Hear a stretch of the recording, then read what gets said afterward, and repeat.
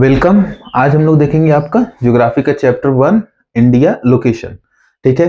India की अगर location की बात की जाए, इसमें मेनली इस चैप्टर में जो हम पढ़ेंगे वो एक जनरल स्टडी होगी इंडिया के बारे में। ठीक है।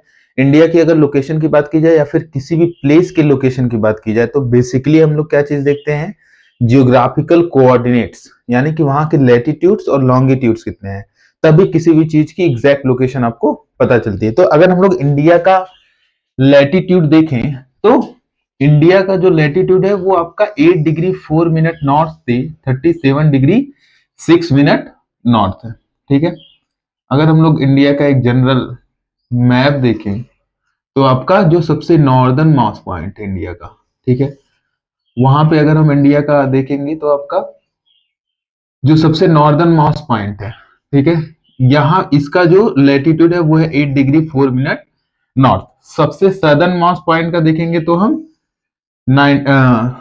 37 डिग्री 6 मिनट नॉर्थ। ये इंडिया का लैटिट्यूडनल एक्सटेंट है। अगर हम लोग लॉन्गिट्यूडनल एक्सटेंट देखें तो इंडिया का जो सबसे वेस्टर्न मोस्ट पॉइंट है उसकी लॉन्गिट्यूडनल एक्सटेंट कितनी है, 68 डिग्री 7 मिनट ईस्ट। ठीक है। और जो बेस्ट इंडिया का ईस्टर्न मोस्ट पॉइंट है उसका जो लॉन्गिट्यूड है वो है आपका 97 डिग्री 25 मिनट ईस्ट। यानी कि इससे हमें क्या पता चलता है, अगर हम वर्ल्ड के पर्सपेक्टिव से देखें, ये आपका इक्वेटर है, ये आपका प्राइम मेरिडियन। तो इंडिया जो है वो इक्वेटर के नॉर्थ में पड़ता है, क्योंकि यहाँ पे इंडिया का जो लैटिट्यूड है 8 डिग्री 4 मिनट नॉर्थ है। नॉर्थ मतलब लैटिट्यूड के यहाँ के नॉर्थ में, और जो उसका लॉन्गिट्यूड है 68 डिग्री 7 मिनट ईस्ट, यानी कि आपका ईस्टर्न हेमिस्फीयर में पड़ता है और नॉर्दर्न हेमिस्फीयर में पड़ता है। यानी कि इक्वेटर के नॉर्थ में पड़ता है और प्राइम मेरिडियन के ईस्ट में पड़ता है। ठीक है। ये आपकी वर्ल्ड में इंडिया की लोकेशन होगी। बाकी इंडिया का जो लैटिट्यूड और लॉन्गिट्यूड है वो दोनों यहाँ पे दिए गए हैं। ईस्टर्न मोस्ट पॉइंट की बात की जाए तो ईस्टर्न मोस्ट पॉइंट इंडिया का आपका किबिथु, ईस्टर्न मोस्ट पॉइंट का नाम है आपका किबिथु। ठीक है। किबिथु जो आपका एक गांव का नाम है, ये एक विलेज का नाम है किबिथु। ये आपका अंजा डिस्ट्रिक्ट में पड़ता है। अंजा डिस्ट्रिक्ट, अंजा डिस्ट्रिक्ट आपका पड़ता है अरुणाचल प्रदेश में। ठीक है। अरुणाचल प्रदेश आपके इंडिया का सबसे ईस्टर्न मोस्ट स्टेट भी है। ईस्टर्न मोस्ट स्टेट का सबसे ईस्टर्न मोस्ट जो पॉइंट है वो है आपका किबिथु, जो कि अंजा डिस्ट्रिक्ट में पड़ता है। अरुणाचल प्रदेश को हम उगते सूरज का देश भी कहते हैं, लैंड ऑफ राइजिंग सन। क्यों? क्योंकि वहीं पे इंडिया में सबसे पहले वहीं पे आपको सनराइज देखने को मिलेगी। पूरे वर्ल्ड में जो लैंड ऑफ राइजिंग सन कहते हैं वो है आपका जापान। ठीक है। वेस्टर्न मोस्ट पॉइंट इंडिया का देखें तो वेस्टर्न मोस्ट पॉइंट आपका है घूर मोती। वेस्टर्न मोस्ट पॉइंट है घूर मोती, जो कि आपकी कच्छ डिस्ट्रिक्ट, गुजरात के कच्छ डिस्ट्रिक्ट में पड़ता है। गुजरात के कच्छ डिस्ट्रिक्ट में पड़ता है आपका घूर मोती। ठीक है। ये आपका वेस्टर्न मोस्ट पॉइंट है। नॉर्दर्न मोस्ट पॉइंट देखें तो हम लोग इंदिरा कोल है। नॉर्दर्न मोस्ट पॉइंट आपका इंदिरा कोल, जो कि सियाचिन ग्लेशियर में पड़ता है। सियाचिन ग्लेशियर देखेंगे तो आपका काराकोरम रेंज है। काराकोरम रेंज ये माउंटेन रेंजेस हैं। आप लोग रेंज के बारे में पढ़े होंगे। माउंटेन रेंज ऐसे रेंज होते हैं जैसे कई सारे माउंटेन की चैन। ठीक है। एक साथ कई सारे माउंटेन्स मिल जाते हैं, कई सारे माउंटेन की चैन रहती है, तब उसी को हम कहते हैं रेंज। उसको हम कहते हैं रेंज, माउंटेन रेंज। तो आप ये देखेंगे आपका जो सियाचिन ग्लेशियर है या फिर जो आपका इंदिरा कोल है वो ईस्टर्न काराकोरम रेंज में पड़ता है। Eastern Karakoram range. हम लोग नॉर्दर्न हिमालय में देखेंगे, आपको काराकोरम सबसे नॉर्दर्न मोस्ट आपको हिमालयन रेंज दिखेगा, लद्दाख दिखेगा, फिर उसके बाद जस्कर है, फिर पीर पंजाल है, फिर धौलाधार है। इस तरह से नॉर्दर्न मोस्ट काराकोरम, फिर लद्दाख, फिर जस्कर, फिर पीर पंजाल, फिर धौलाधार। इस प्रकार से आपको mountain ranges north to south देखने को मिल जाएंगे। ये कई बार यूपीएससी वगैरह में पूछे जाते हैं। ठीक है। आपका सदर्न मोस्ट पॉइंट देखें तो इंडिया का, आप लैंड वाले एरिया में देखेंगे तो आपका मिलेगा कन्याकुमारी। लैंड वाले एरिया का सबसे सदर्न मोस्ट पॉइंट क्या है आपका? कन्याकुमारी। कन्याकुमारी। लेकिन अगर हम लोग सदर्न मोस्ट पॉइंट पूरे इंडिया का देखें एक साथ, तो एक आइलैंड की जगह है जो है आपका इंदिरा पॉइंट। इंदिरा पॉइंट जो कि निकोबार में पड़ता है, सदर्न निकोबार में, ग्रेट निकोबार वाला जो एरिया है। ठीक है। आप अंडमान निकोबार देखेंगे, ये दो आइलैंड का ग्रुप है।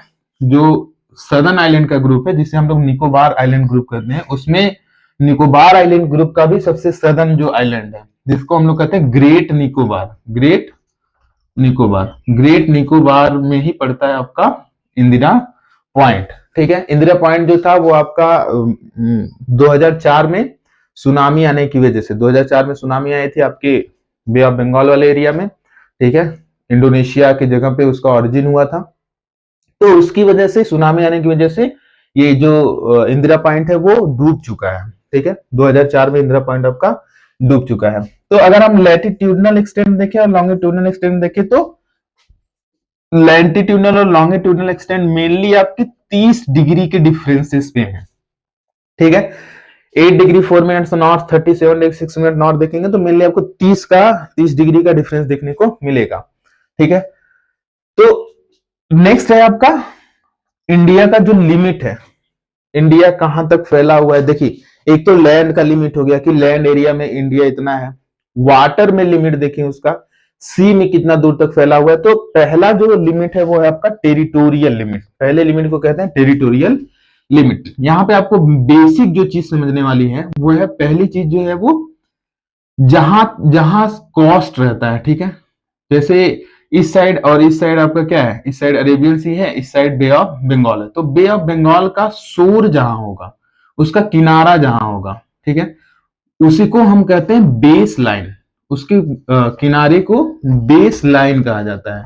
तो किसी भी कंट्री की जो टेरिटोरियल एक्सटेंट है, सी एक्सटेंट है, ठीक है, समुद्र में कहां तक उसका अधिकार पड़ता है, उसी को हम लोग यहाँ पे देखेंगे। तो समुद्र में अधिकार बेस लाइन से नापा जाता है।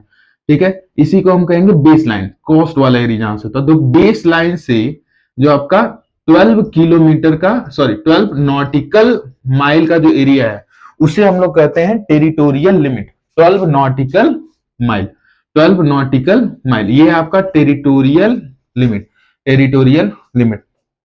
ठीक है, एक नॉटिकल माइल में देखेंगे तो आपका 1.852 किलोमीटर होता है। ये आप याद रखेंगे, एक नॉटिकल माइल में कितना होता है, 1.852 किलोमीटर। उसी प्रकार से आप कैलकुलेट कर लेंगे कि 12 नॉटिकल माइल में कितना होगा, लगभग 22.5 किलोमीटर होगा आपका।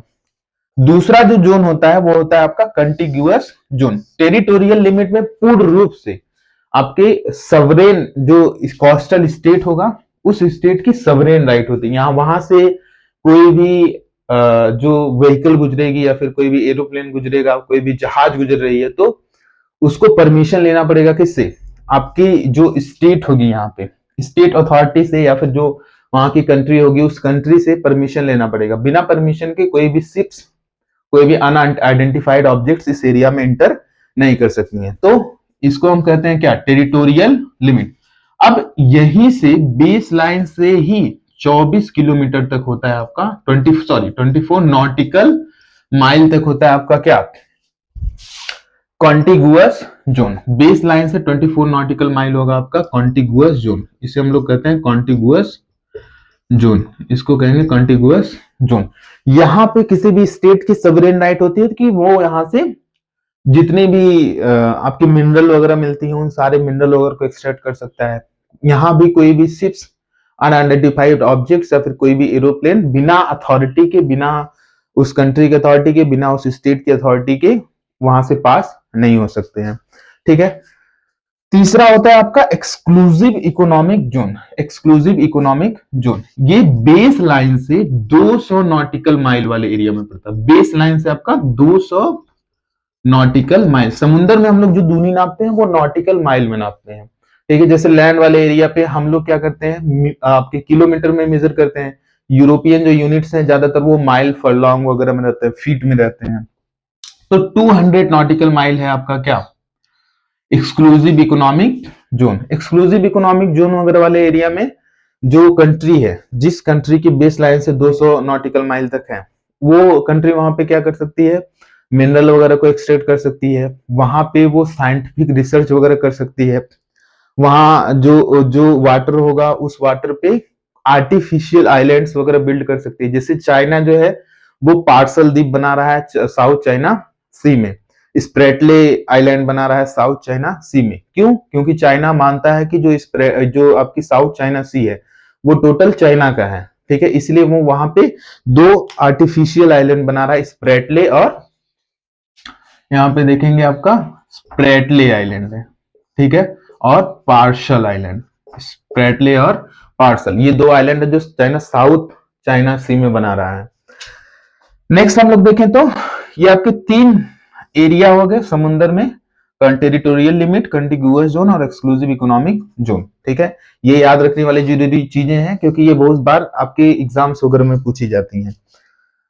नॉर्थ टू साउथ एक्सटेंट हम लोग इंडिया का देखें, इंडिया नॉर्थ से लेके साउथ में कितना किलोमीटर तक फैला हुआ है, तो वो आपका है 3214 किलोमीटर, 3214 किलोमीटर है एक्सटेंट इंडिया की नॉर्थ से साउथ में। ठीक है, अगर हम लोग ईस्ट से वेस्ट में देखें, ईस्टर्न मॉस पॉइंट से वेस्टर्न मॉस पॉइंट तक देखें तो आपका इंडिया फैला हुआ है 2933 किलोमीटर, 2933 किलोमीटर इंडिया फैला हुआ है ईस्ट से लेके वेस्ट वाले एरिया में, ईस्ट से लेके वेस्ट, यानी कि आपके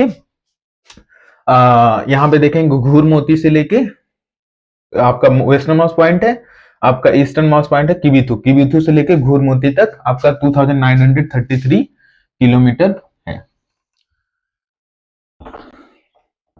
नेक्स्ट देखेंगे आप लोग जो इंडिया का क्लाइमेट है वो बेसिकली किस लैटिट्यूड पे इंडिया पड़ता है उसके द्वारा अफेक्टेड होता है। तो हम लोग देखेंगे जो आपका ट्रॉपिक ऑफ कैंसर है वो इंडिया को दो इक्वल पार्ट्स में डिवाइड करता है।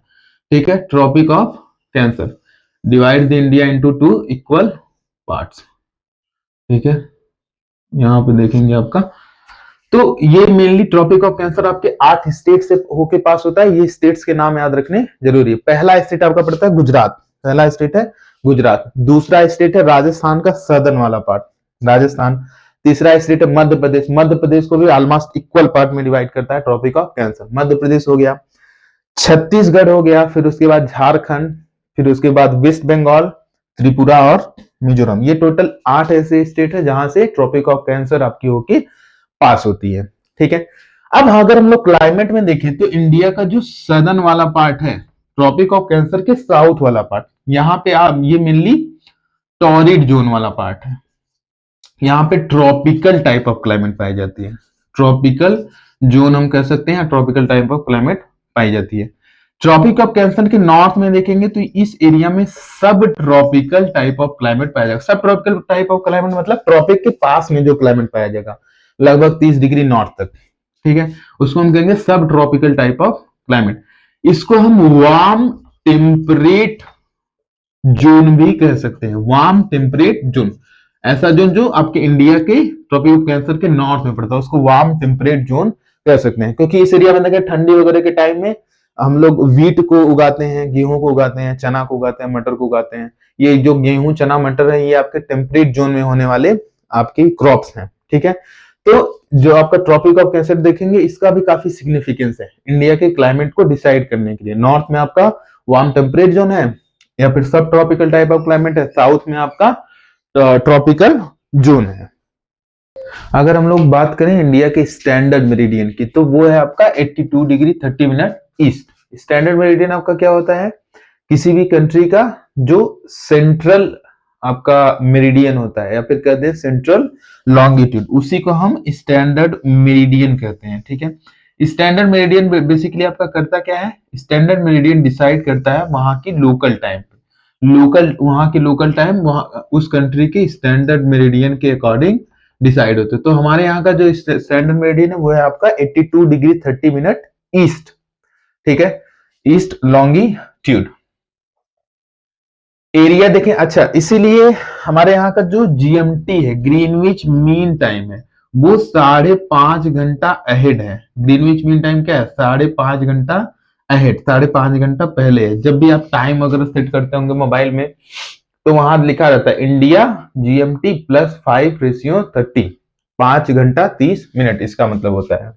ठीक है, कई सारी कंट्रीज का जो स्टैंडर्ड मेरिडियन होता है वो कई सारा होता है, अलग अलग टाइम जोन बनते हैं। जैसे यूएसए वगैरह में देखेंगे, यूएसए का एरिया बहुत बड़ा है। ठीक है, उसका ज्योग्राफिकल एरिया काफी बड़ा है। तो यूएसए को देखेंगे वहां पे 7 टाइम जोन है, 7 टाइम जोन आपको देखने को मिल जाएंगे। एरिया की बात की जाए अगर इंडिया की तो टोटल एरिया इंडिया का 3.28 million square kilometre, 3.28 million square kilometre. ठीक है, वर्ल्ड का 2.4%, वर्ल्ड अगर टोटल लैंड एरिया, वर्ल्ड का जो टोटल लैंड एरिया उसको 100% माने तो उसमें से 2.4% जो लैंड एरिया है वो इंडिया शेयर करता है। पॉपुलेशन की बात की जाए तो इंडिया का अगर सेंसस देखें हम 2011 सेंसस के अकॉर्डिंग इंडिया वर्ल्ड की दूसरी सबसे ज्यादा पॉपुलेटेड कंट्री थी, लेकिन 2023 में आपके डाटा पब्लिश हुई वर्ल्ड पॉपुलेशन बुक के द्वारा, उसके अकॉर्डिंग क्या है, इंडिया की जो पॉपुलेशन है वो सबसे ज्यादा हो चुकी है। इंडिया पॉपुलेशन में वर्ल्ड में फर्स्ट रैंक पे है, चाइना सेकंड रैंक पे पहुंच गया है। ठीक है, तो टोटल लैंड एरिया जो इंडिया का वो 3.28 मिलियन स्क्वायर किलोमीटर है। बाकी लैंड एरिया में देखें तो इंडिया आपके 7th रैंक पे है। 6 कंट्री ऐसे हैं जिनकी लैंड एरिया इंडिया से ज्यादा है। वो कंट्री आपके कौन कौन से हैं, इसको हम देखते हैं लेटर से। ठीक है, पहला आपका है रशिया, दूसरा कनाडा, तीसरा यूएसए, चौथा चाइना, पांचवा ब्राजील, छठवां ऑस्ट्रेलिया और सातवां है आपका इंडिया। इसको शॉर्ट में हम लोग निमोनिक्स के थ्रू याद कर सकते हैं, रकुक बाई। रकुक बाई, Russia, Canada, USA, China, Brazil, Australia और इंडिया। तो इंडिया का जो रैंक है अगर हम लैंड के अकॉर्डिंग देखें तो 7th रैंक है। ठीक है, साइज की बात की जाए तो इंडिया का हम फिजिकल फीचर देखते हैं। ठीक है, फिजिकल फीचर देखेंगे तो हम लोग इंडिया के नॉर्थ में हमें माउंटेन रेंजेस मिल जाएंगे। कौन से माउंटेन रेंजेस मिल जाएंगे, तो आपकी हिमालयन माउंटेन रेंजेस। ठीक है, नॉर्थ में आपको हिमालयन माउंटेन रेंजेस मिल जाएंगी। ठीक है, इस माउंटेन रेंज में भी देखेंगे तो हम जो नॉर्थ हिमालयन माउंटेन है उसमें आपका काराकोरम माउंटेन रेंज है, लद्दाख माउंटेन रेंज है, जस्कर माउंटेन रेंज है, ठीक है, धौलाधार है, पीर पंजाल है। इस तरह से कई सारे माउंटेन रेंजेस आपको मिल जाएंगे। इसका डिस्क्रिप्टिव, जैसे इसमें भी माउंटेन को डिवाइड किया गया, नेपाल हिमालय है, ठीक है, तो आपका सिक्किम हिमालय है। इस तरह से आपकी हिमालय का भी डिवीजन है, ईस्ट टू वेस्ट और नॉर्थ टू साउथ भी डिवीजन है। Greater Himalaya, middle Himalaya, lesser Himalaya, outer Himalaya, इस तरह से नॉर्थ टू साउथ डिवीजन भी है। इसके लिए एक डिस्क्रिप्टिव वीडियो लाया जाएगा, उसमें इंडिया की फिजियोग्राफी आपकी पढ़ाई जाएगी। ठीक है, यहाँ पे हम लोग देखते हैं आपका, ये तो हो गया नॉर्थ में आपकी हिमालयन रेंजेस है। नॉर्थ ईस्ट इंडिया में देखेंगे तो यहाँ भी आपको हिल मिल जाएंगे, नॉर्थ ईस्ट में आपको हिल मिल जाएंगे, जैसे नागा हिल, मिजो हिल, ठीक है, गारो खासी जयंतिया हिल जो आपका मेघालय में है। इंडिया के नॉर्थ वेस्ट में देखेंगे तो हमको यहाँ पे मिल जाएगा आपका डेजर्ट का रीजन। कौन सा डेजर्ट, थार डेजर्ट। यहाँ पे आप देखेंगे थार डेजर्ट का रीजन है। ठीक है, जो माउंटेन्स है उसमें कई सारे आपके पासेस मिल जाएंगे, माउंटेन पासेस जिसे हम कहते हैं माउंटेन पासेस। ये माउंटेन के बीच में छोटे छोटे गैप्स होते हैं, दर्रे होते हैं, और इन्हीं दर्रों के बीच कई सारे जो पहले के लोग आते थे उन्हीं दर्रों के थ्रू होके, उन्हीं पासेस के थ्रू होके इंडिया में एंटर करते थे। इसीलिए हमारे जो इंडिया की कल्चर है, हमारे इंडिया का कल्चर बहुत डाइवर्स हो चुका है। ठीक है, आप एक कहावत सुने होंगे हिंदी का कि कोस कोस पर बदले पानी और 4 कोस पर बानी, यानी कि हर कोस, हर मील जाने पे क्या होता है, पानी का जो टेस्ट है वो बदल जाता है। आप भी जाते होंगे, 5-6 किलोमीटर दूर जाइए, 2 किलोमीटर दूर चले जाइए, पानी का टेस्ट जो है वो बदल जाता है। तो कोस कोस पर बदले पानी और 4 कोस पर बानी। थोड़ा और आगे चले जाएंगे, 25-30 किलोमीटर चले जाएंगे आप दूर, तो क्या होगा, जो हमारी डायलेक्ट्स होती हैं, बोलने का जो लहजा होता है वो चेंज होने लगता है। ठीक है, तो इसीलिए इंडिया क्या है, बहुत डाइवर्स है। वेस्ट में देखेंगे आपका थार डेजर्ट मिल जाएगा। अगर हम लोग इंडिया में देखेंगे आपको इधर नॉर्दर्न प्लेन मिल जाएगा आपके हिमालय के साउथ में। ईस्ट में देखेंगे तो हमको ईस्टर्न घाट्स मिल जाएंगे, ईस्टर्न घाट्स। ईस्टर्न घाट आपकी सिंपली माउंटेन या फिर कह लीजिए हिल की रेंजेस, यहाँ पे छोटी छोटी हिल पाई जाती हैं। यहाँ पे आपको वेस्टर्न घाट मिल जाएंगे। ठीक है, ये भी आपकी हिल की रेंजेस हैं, वेस्टर्न घाट्स मिल जाएंगे। उसके बाद हम लोग देखेंगे, हम इंडिया के 2 आइलैंड ग्रुप मिल जाएंगे। एक आइलैंड ग्रुप होगा आपका लक्षद्वीप का, जो कि आपकी अरेबियन सी में पाया जाता है। दूसरा आइलैंड ग्रुप है आपका Andaman Nicobar island group. Andaman Nicobar island group जो है वो आपका बे ऑफ बंगाल सी में पाया जाता है। अंडमान निकोबार आइलैंड आपका बे ऑफ बंगाल सी में पाया जाता है। ठीक है, कई सारी जो है कि रिवर्स यहाँ से फ्लो करते हैं। जैसे वेस्ट में देखेंगे तो आपकी जो रिवर फ्लो करती है वो इंडस है। गंगा इंडिया की सबसे लंबी नदी है। ब्रह्मपुत्र रिवर यहाँ से निकलती है और बे ऑफ बंगाल में जाके मिलती है। ठीक है, घाघरा है, गंडक है, कोसी है, चंबल है, बेतवा है, सोन है, केन है, ये महानदी है, गोदावरी है, कृष्णा है, कावेरी है, ठीक है, वैगेई है। इस तरह से आपको कई सारी इंडिया में रिवर्स मिल जाएंगे, वो भी हम लोग ड्रेनेज सिस्टम में डिटेल में पढ़ेंगे कि हमारे यहाँ की जो रिवर्स हैं वो कौन कौन सी हैं। ठीक है, तो ये आपके आइलैंड ग्रुप हो गए, आपकी माउंटेन्स हो गई, हिल्स हो गई, प्लेन वाला एरिया हो गया, इधर डेजर्ट का रीजन हो गया। यहाँ पे देखेंगे हम ये डेक्कन प्लेट्यू का रीजन मिलेगा। ठीक है, पेनिनसुला जिसे हम कहते हैं, ये इंडियन पेनिनसुला का पार्ट है। पेनिनसुला ऐसा पार्ट होता है जो तीन साइड से वाटर से क्या हो, सराउंडेड हो, part of land surrounded by water from the three side, that is called the peninsula. ठीक है, तो तीन साउथ से ये आपका इंडियन पेनिनसुला का रीजन हो गया। उसके बाद देखेंगे ये आइलैंड। आइलैंड क्या होता है आपकी, ऐसा लैंड जो चारों तरफ से वाटर से सराउंडेड हो, land which is surrounded by water from all side, that will be called the island. ठीक है, तो इस तरह से आपको इंडिया का फिजिकल फीचर देखने को मिलेगा। अगर हम लोग कॉस्ट लाइन देखें इंडिया का, ठीक है, 6100 किलोमीटर मेन लैंड वाले एरिया में, इंडिया का ये जो मेन लैंड वाला पूरा एरिया है, यही आपका कॉस्ट लाइन है। कितना, 6100 किलोमीटर अप्रोक्स। ठीक है, लेकिन अगर हम इंटायर मेन लैंड पे और आइलैंड का टोटल कॉस्ट लाइन देखें, यानी कि जो आपके यहाँ लक्षद्वीप का कॉस्ट लाइन होगा, यहाँ पे अंडमान निकोबार का कॉस्ट लाइन होगा, और ये आपके मेनलैंड का कॉस्ट लाइन, इनका टोटल मिला के जो कॉस्ट लाइन पड़ता है वो है आपका 7517.6 किलोमीटर। ठीक है, ये इंटायर मेनलैंड प्लस आइलैंड का आपका लेंथ है। ठीक है, India and it's neighbour countries देखेंगे, इंडिया और उसकी नेबर कंट्रीज। मैंने यहाँ पे इंडिया की जो नेबर कंट्रीज हैं कितना एरिया शेयर करती हैं इंडिया के साथ, कितना किलोमीटर बॉर्डर शेयर करती हैं, और कौन कौन सी इंडिया की ऐसी स्टेट या फिर यूनियन टेरिटरीज हैं जो उस कंट्री के साथ अपनी बॉर्डर शेयर करती हैं, उसको भी यहाँ पे मैंने एक्सप्लेन किया हुआ है। ठीक है, तो पहला हम लोग देखेंगे सबसे ज्यादा बॉर्डर शेयर करने वाली जो कंट्री है वो है आपकी बांग्लादेश। बांग्लादेश जो टोटल बॉर्डर शेयर करती है वो था है 4096.7 किलोमीटर। और जो जो स्टेट यहाँ पे देखेंगे आपको बांग्लादेश देखने को मिल जाएगा। ठीक है,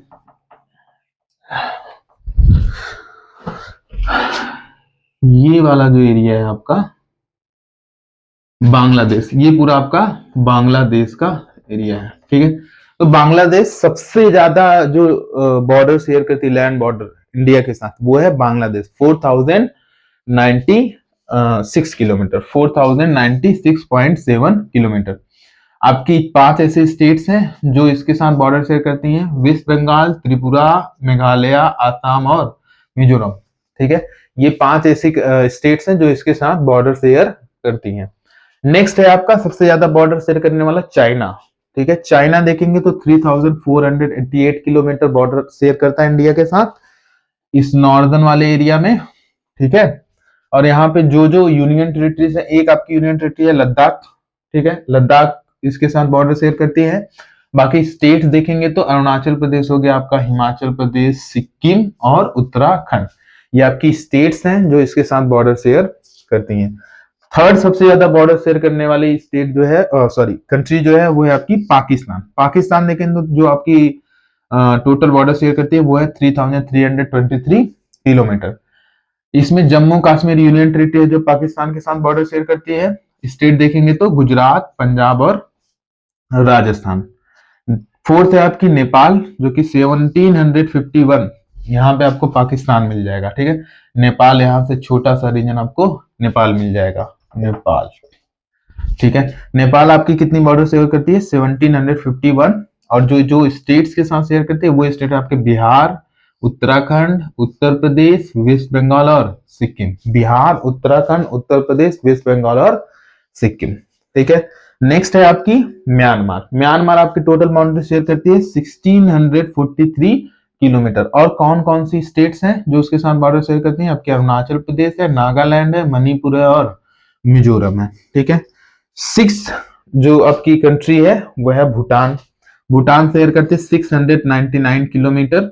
और ये आपके जो कंट्रीज हैं वो आपके वेस्ट बंगाल, सॉरी जो स्टेट्स हैं बॉर्डर शेयर करते हैं वो आपके हैं वेस्ट बंगाल, सिक्किम, अरुणाचल प्रदेश और आसाम, 4 स्टेट। लास्ट है आपका अफगानिस्तान जो सबसे कम लैंड बाउंड्री शेयर करती है 106 किलोमीटर, और केवल एक यूनियन टेरिटरी है जो इसके साथ बॉर्डर शेयर करती है, वो भी है आपका लद्दाख। ठीक है, लद्दाख इसके साथ यूनियन टेरिटरी शेयर करने का काम करती है। तो मेन लैंड जो बाउंड्री वाले आपकी कंट्रीज हैं वो ये 6 कंट्रीज हैं, सॉरी 7 कंट्रीज हैं। एक आइलैंड भी कंट्री है आपका श्रीलंका, और दूसरी आइलैंड कंट्री हम देखेंगे तो यहाँ पे मिल जाएगा आपको मालदीव्स, यहाँ पे मिल जाएगी मालदीव्स। ये भी इंडिया की 2 नेबरिंग कंट्रीज हैं, श्रीलंका और मालदीव्स। तो टोटल मिला के नेबरिंग कंट्रीज आपकी 9 हो गई, और लैंड वाले एरिया केवल मेन लैंड का पार्ट देखेंगे तो आपके 7 हो गई।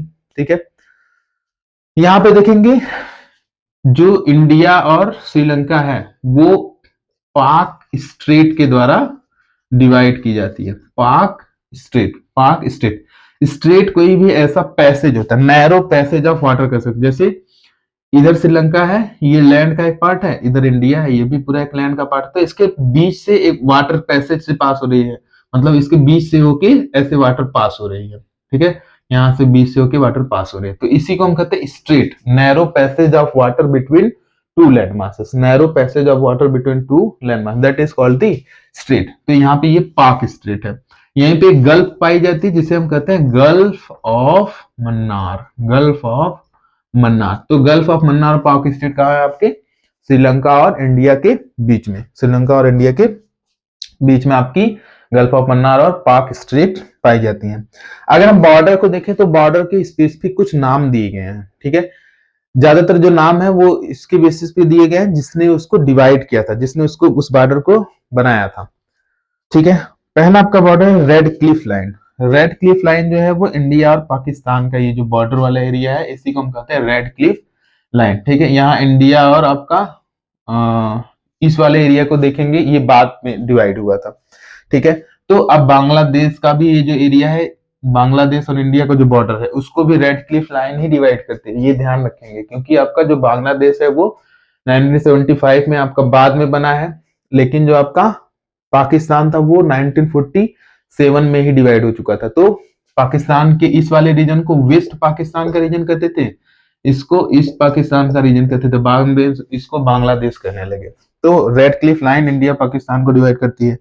मैकमोहन लाइन जो है वो इंडिया और चाइना को डिवाइड करने वाली जो बॉर्डर लाइन है उसको हम लोग कहते हैं मैकमोहन लाइन।